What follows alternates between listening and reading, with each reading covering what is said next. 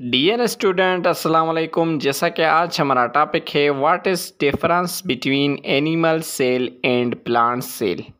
Animal cell और plant cell में कौन सा डिफरेंस है वो हम इस वीडियो में डिस्कस करेंगे।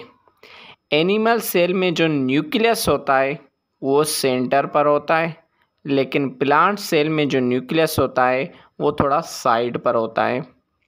एनिमल सेल में क्लोरोप्लास्ट नहीं होता और प्लांट सेल में क्लोरोप्लास्ट होता है।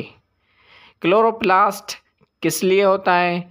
क्योंकि उसमें क्लोरोफिल होता है, ग्रीन पिगमेंट है जो, और जो खाना बनाने में फोटोसिंथेसिस में हेल्प करता है।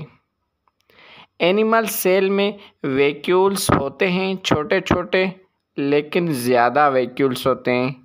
प्लांट सेल में एक ही बड़ा सा वैक्यूल होता है और इस वैक्यूल का काम ये है कि वो एयर, लिक्विड और थोड़ा फूड पार्टिकल्स स्टोर करता है। उसके बाद साइटोप्लाज्म जो एनिमल सेल में होता है वो ज़्यादा स्पेस कवर करता है, लेकिन प्लांट सेल में जो साइटोप्लाज्म है थोड़ा स्पेस कम कवर करता है as compare to animal cell. Animal cell में नो स्टार्च ग्रेन्स, उसमें स्टार्च ग्रेन्स नहीं होते हैं। स्टार्च क्या है? Polymers of carbohydrates. ग्लूकोज जब आपस में कंबाइन होते हैं बहुत सारे ग्लूकोज मॉलिक्यूल्स, तो एक पॉलीमर बनता है, बड़ा मॉलिक्यूल, जिसको स्टार्च कहते हैं।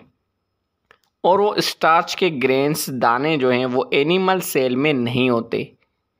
ये सिर्फ प्लांट सेल में होते हैं, क्योंकि प्लांट सेल क्या करता है? ग्लूकोज को स्टोर करता है as a form of starch grains. तो एनिमल सेल में स्टार्च ग्रेन्स नहीं होते, लेकिन प्लांट सेल में स्टार्च ग्रेन्स होते हैं। एनिमल सेल में सेल वॉल नहीं होता, प्लांट सेल में सेल वॉल होता है। प्लांट सेल में सेल वॉल इसलिए होता है क्योंकि वो प्लांट सेल को सपोर्ट करता है और उसको एक ख़ास शेप देता है और उसको दूसरे प्लांट सेल से कंबाइन करके रखता है, जोड़ के रखता है। और ये सेल वॉल जो हैं सेल्यूलोज से बना हुआ है, जो कि सेल्यूलोज पॉलीमर ऑफ कार्बोहाइड्रेट से।